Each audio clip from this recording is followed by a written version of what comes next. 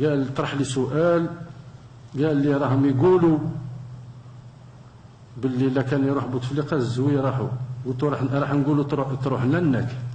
ده اهدار لاي كرامه انسانيه، الكلام ده اهدار لاي كرامه. مين يقبل؟ لا دين يقبل ولا قانون يقبل ولا اي بني ادم لا عاقل ولا مجنون يقبل هذا الكلام. كاين الرب سبحانه هذاك مدير علينا الجمال ويعس فينا واحد بواحد وعنده الكونتابيليتي. ده شيء بشع. بص يا ايه ده؟ بص يا الهام، ما هذه الاخلاق يعني؟ دي اخلاق انه دين؟ ده دين اسلامي ولا مسيحي ولا يهودي ولا هندوسي حتى، مفيش كده. اللي ما يركبش التكوين تاعو على العلوم وعلى الرياضيات ما عندوش مستقبل. لكن يقعد في الشعر، يقعد في قول اعوذ برب الفلق. هل الكلام اللي بيتقال ده دلوقتي الازهر بيوافق عليه ووزاره الاوقاف بتوافق عليه؟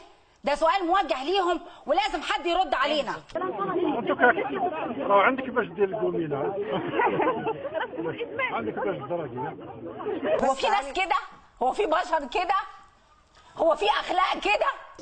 من اليوم فصاعدا نزيدوا كل نهار بشويه بشويه، عرس منا غنى من هيش طيح من هيك دا من هيك. لابد واحد يحرك المرميطه بصفه عامه، والناس كل تروح ديروا لنا فوضى قدام مكاتب الاقتراع باش على 12 لا كتب ربي ان شاء الله نقلبوا الديمينو.